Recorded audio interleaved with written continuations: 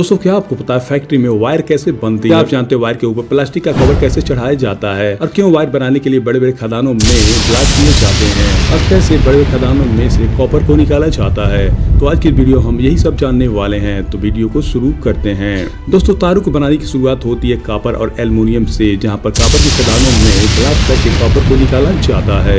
ये प्लास्टिक इतनी दमदार होती है कि पहाड़ जैसे कॉपर के खदानों को चुटकी भर में ढेर कर देती है।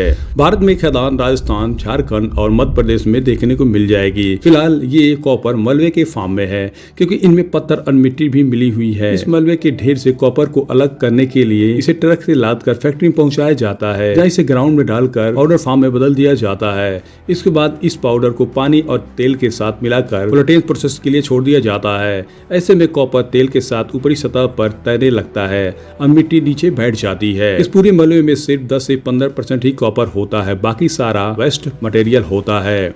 ऊपर तैर रहे कॉपर को कलेक्ट करके फैक्ट्री के उस हिस्से में लाया जाता है जहां पर 1600 डिग्री सेल्सियस के टेम्परेचर पर मेल्ट किया जाता है। इस मेल्टिंग प्रोसेस के ऊपर सारी मेटलिंग इम्प्योरिटीज को अलग कर दिया जाता है और प्योर कॉपर को अलग कर दिया जाता है। इसके बाद ये कॉपर कई रिफाइनेज कॉपर के वायर्स के कंप्रेस हाइड्रोलिक मशीन से गुजारा जाता है, जिसे तार खींचकर लंबी और पतली हो जाती है। इन कंप्रेस हाइड्रोलिक मशीन में इन वायर्स को जरूरत के अकॉर्डिंग पतला और लंबा कर लिया जाता है, जिसके बाद इन्हें बड़ी सी रोलर में लपेट लिया जाता है। अब हमारी कॉपर वायर तो रेडी है, लेकिन इसके ऊपर कवरिंग अभी बाकी है।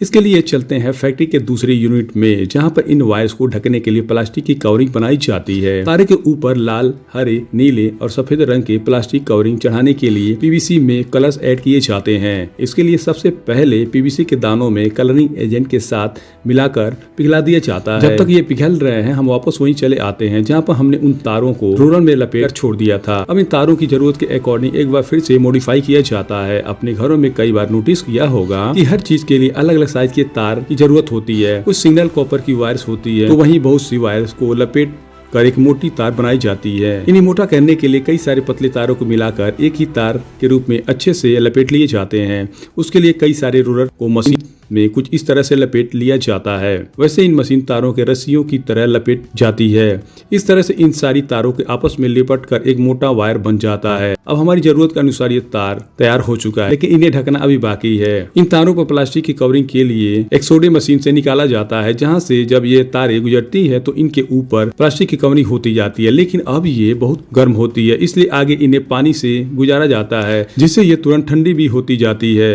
अब हमारी इलेक्ट्रिक वायर पूरी तरह से रेडी है, जिन्हें आगे बड़े बड़े रोलर में लपेट लिए जाते हैं और उसके बाद मार्केट के डिमांड के अकॉर्डिंग उनकी लेंथ और वेट के सेट करके इन्हें डिब्बे में भर दिया जाता है और वायर्स को मार्केट में भेज दिया जाता है, जो हमारे और घर में आसानी से लगी हुई होती है।